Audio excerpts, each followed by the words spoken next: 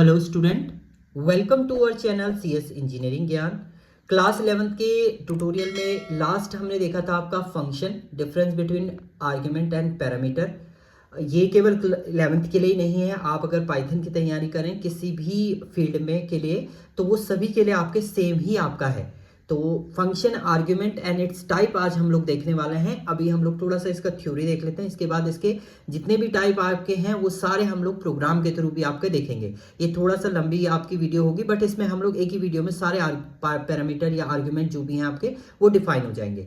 सो सबसे पहले, an argument is the value send to the function when it is called. जब आप function को कॉल करते हैं उस समय जो आप पास करते हैं that called as a function argument. अब ये आपके होते हैं 4 टाइप के, जिसमें आपका आता है एक रिक्वायर्ड आर्ग्यूमेंट होता है, एक कीवर्ड आर्ग्यूमेंट होता है, एक डिफॉल्ट आर्ग्यूमेंट होता है और एक आता है आपका वेरिएबल लेंथ आर्ग्यूमेंट। तो सबसे पहले हम लोग रिक्वायर्ड आर्ग्यूमेंट की बात करते हैं। रिक्वायर्ड आर्ग्यूमेंट है आपका, required argument are the argument pass to a function in a correct positional order. आपको एक करेक्ट पोजिशनल ऑर्डर में ही इसको क्या करना है, सेंड करना है। It is also called positional argument. इनको हम लोग पोजिशनल आर्ग्यूमेंट भी आपका बोलते हैं। In this, the number of argument in the function call should be match exactly when the function define। देखिए इसमें फंक्शन की जो डिफाइन आपने किए हैं, यानी जो आपने पैरामीटर पास किए हैं वो आर्ग्यूमेंट आपके इक्वल होने चाहिए। जैसे यहाँ पर देखिए DEF आपने ऐड ABC किया है तो ये तो पैरामीटर है, बट जब आप पास कर रहे हैं ये आपके रिक्वायर्ड आर्ग्यूमेंट है। अगर आप यहाँ पर एक भी आर्ग्यूमेंट नहीं देते तो आउटपुट में आपको एक एरर दे देगा कि required argument, missing required argument. जैसे अगर मैं यहां पर ये लिखूं ऐड और यहां पर मैं केवल 10 दे दूं तो यहां पर जो एरर आपका जनरेट होगा वो आ जाएगा मिसिंग, क्योंकि आपको 3 पैरामीटर देना है, B and C required argument. ये आपके 2 रिक्वायर्ड आर्ग्यूमेंट है, A तो आपने दे दिया बट B और C आपने नहीं दिया, तो उस केस में आपका ये दे देगा मिसिंग रिक्वायर्ड आर्ग्यूमेंट। तो रिक्वायर्ड आर्ग्यूमेंट का मीनिंग होता है जितने पैरामीटर है उतने ही आपको पास भी करने हैं आर्ग्यूमेंट। नेक्स्ट आता है आपका कीवर्ड आर्ग्यूमेंट। कीवर्ड का मीनिंग है आप की के थ्रू भी पास कर सकते हैं अपने आर्ग्यूमेंट को। So keyword argument are related to the function call. Function calling के समय ही आपका रिलेट करता है। Using keyword argument in a function call, the caller identify the argument by the parameter name.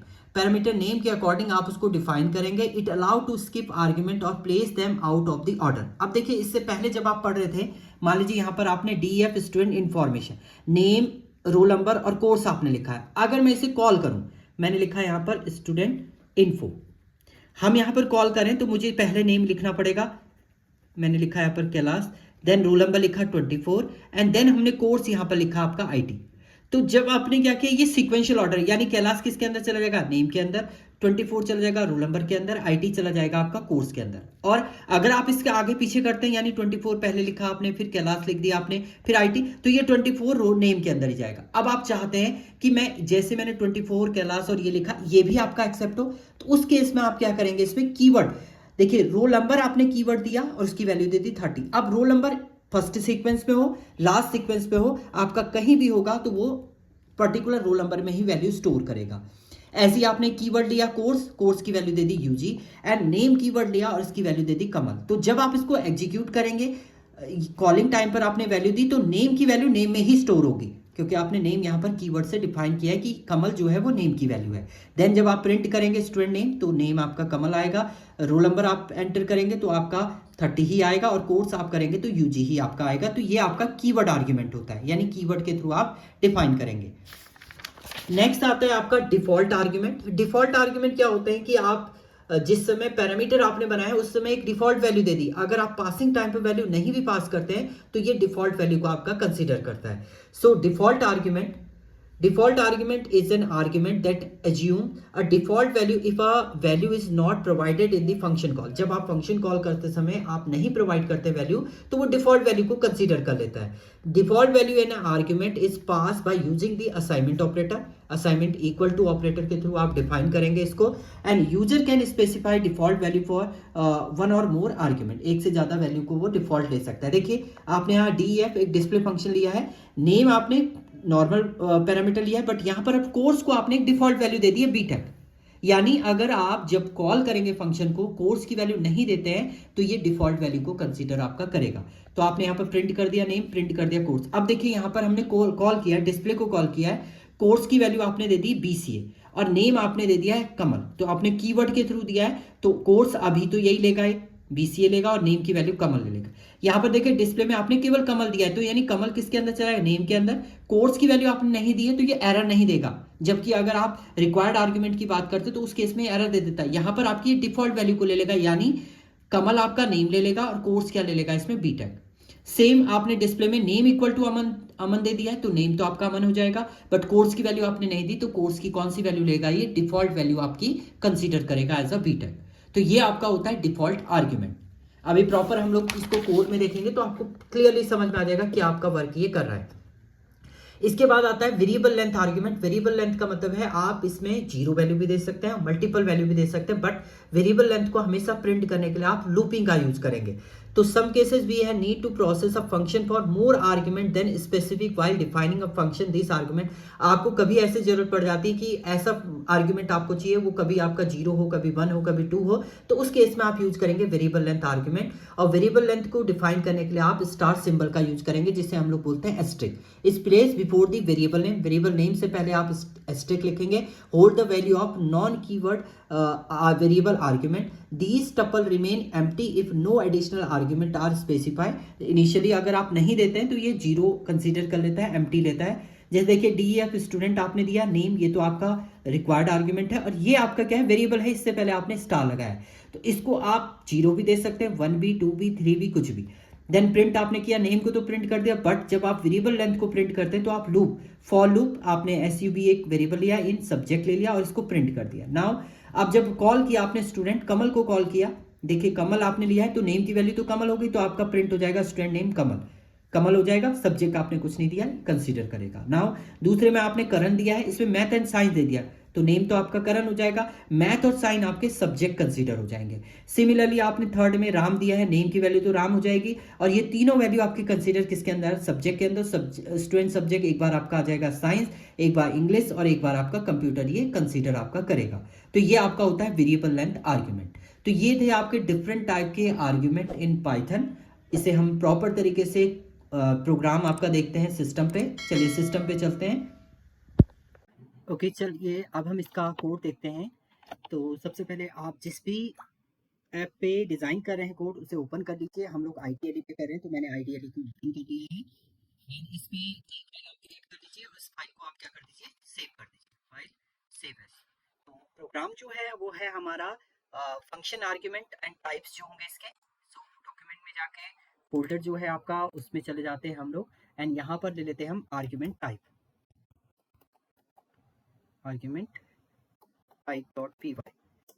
तो सबसे पहला आर्ग्यूमेंट टाइप है आपका required, required argument.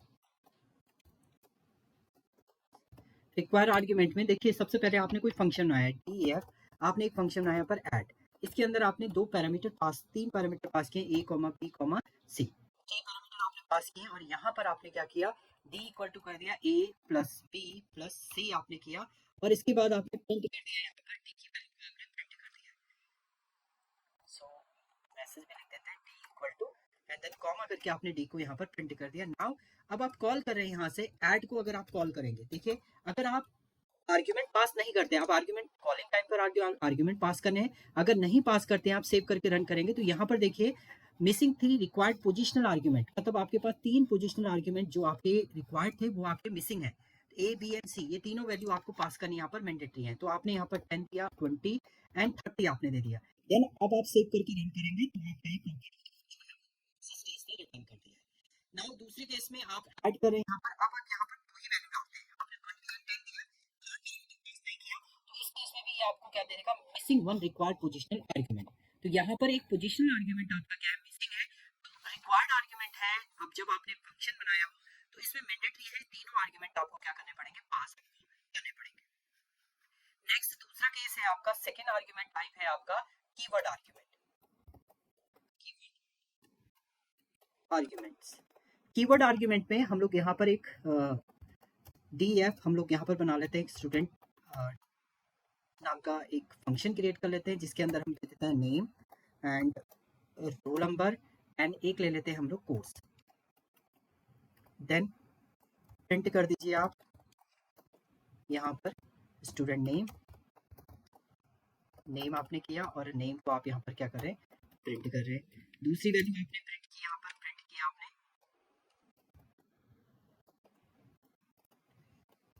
Student roll number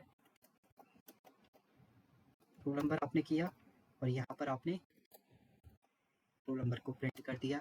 and तीसरे में आपने यहाँ पर प्रिंट किया है स्टूडेंट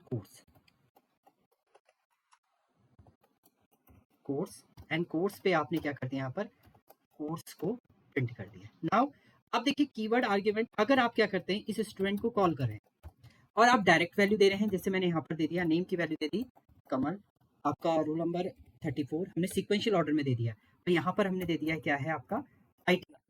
इससे पहले यहाँ पर भी पैरामीटर और पास करना पड़ेगा, नहीं तो ये error दे देगा। देखिए IT मैंने दिया है, देन आप सेव करेंगे, रन करेंगे, तो अब ये सीक्वेंशियल ऑर्डर में देखिए नेम कमल ने लिखा, रोल नंबर, क्योंकि आपका सीक्वेंशियल ऑर्डर में दिया है आपने, कमल स्टोर हो गया नेम वेरिएबल के अंदर। ये अगर आप इसकी सीक्वेंशियल चेंज करते हैं, मान लीजिए आप कह रहे हैं कि ये जो रोल नंबर है वो मैं पहले देता हूँ, फिर IT देते, तो इस केस में देखिए नेम आपका 34 हो जाएगा, रोल नंबर कमल हो जाएगा, कोर्स आपका IT हो जाएगा। तो इसी को आपका चेंज करने के लिए आप यहाँ पर यूज करते हैं कीवर्ड आर्ग्यूमेंट। तो कीवर्ड के थ्रू आप यहाँ पर दे देंगे रोल इक्वल टू आपने दे दिया 34 एंड देन ये आपका हो गया नेम इक्वल टू कमल आपने दे दिया है, और यहाँ पर आपने इसको क्या दे दिया, कोर्स इक्वल टू आपने क्या दे दिया IT। देखिए अब आपने कीवर्ड डिफाइन कर दिए कि रोल आपका 34 रहेगा, नेम ये रहेगा, ये अब सेव करेंगे आप, कैसे भी आप रन करिए, नेम पे नेम ही स्टोर होगा, रोल नंबर पे रोल नंबर जाएगा, और आपका कोर्स पे कोर्स आपका स्टोर ये होगा। इस टाइप से आप क्या करते हैं, कीवर्ड आर्ग्यूमेंट आप देते हैं। तो कीवर्ड आपने लिखा और उसका आर्ग्यूमेंट आपने उस पर पास कर दिया, तो इसको बोलते हैं आपका कीवर्ड आर्ग्यूमेंट। इसके बाद नेक्स्ट आता है आपका डिफॉल्ट आर्ग्यूमेंट। अब डिफॉल्ट आर्ग्यूमेंट की हम लोग बात करते हैं। सो यहाँ पर हमने एक फंक्शन आया डिफॉल्ट आर्ग्यूमेंट। डिफॉल्ट आर्ग्यूमेंट में आपने def यहाँ पर एक फंक्शन बनाया है एज अ डिस्प्ले। ये आपके मैंने पहले आपको डिफाइन भी किया है सब थ्योरी में। डिस्प्ले आपने किया है, पर नेम दे दिया है, एंड दूसरा आपने यहाँ पर कोर्स पहले से डिफाइन कर दिया, कोर्स इक्वल टू एक डिफॉल्ट वैल्यू दे दी कोर्स की एज अ पी टेक आपने कोर्स की एक डिफॉल्ट वैल्यू दे दी है पहले से ही। एंड देन इसके बाद आपने प्रिंट किया यहाँ पर स्टूडेंट नेम देन प्रिंट कर देंगे, एंड दूसरा आपने प्रिंट कर दिया यहाँ पर स्टूडेंट कोर्स। कोर्स को आप यहाँ पर क्या दे देंगे, कोर्स आप यहाँ पर कोर्स को आप प्रिंट कर देंगे। नाउ अब कॉलिंग टाइम पर क्या करेंगे आप, देखिए कॉल करते समय आपको डिस्प्ले को कॉल करना है, आप डायरेक्टली कुछ वैल्यू पास करते हैं, जैसे मैंने नेम दे दिया, क्लास दे दिया, और इसमें मैंने कोर्स दे दिया आपका एमटेक मैंने दिया। देखिए अभी तो ये प्रॉपर रन करेगा आपका, एंड प्रॉपर आपका स्टूडेंट का नेम दे दिया और स्टूडेंट का कोर्स आपका ये रिटर्न कर दिया है। नाउ अब देखिए अगर आप केवल एक वैल्यू देते हैं यहाँ पर डिस्प्ले में, आपने कहा यहाँ पर हम केवल क्या दे देते हैं एज अ राम दे देते हैं। देखो आपने कोर्स नहीं दिया, तो कोर्स की वैल्यू देखिए, ये पहली वैल्यू जो आपने एंटर की वो तो नेम के अंदर ले लेगा, और जो कोर्स की वैल्यू आपने नहीं दिया उसको एज अ डिफॉल्ट वैल्यू ये कंसीडर करेगा। आप रन करेंगे तो बीटेक इसका क्या हो जाएगा, डिफॉल्ट वैल्यू आपकी कंसीडर ये करेगा। तो इसको बोलते हैं आपका डिफॉल्ट आर्ग्यूमेंट। तो डिफॉल्ट आर्ग्यूमेंट यहाँ पर इसने क्या किया, आपका एक्सेस आपका कर लिया है। या आप इसको कीवर्ड के थ्रू भी डिफाइन कर आपने दिया नहीं, कोर्स वही ले लेगा, ये कोर्स क्या ले लेगा आपका बीटेक ये कंसीडर करेगा। तो ये था आपका डिफॉल्ट आर्ग्यूमेंट। नाउ नेक्स्ट आता है आपका इसमें वेरिएबल लेंथ आर्ग्यूमेंट।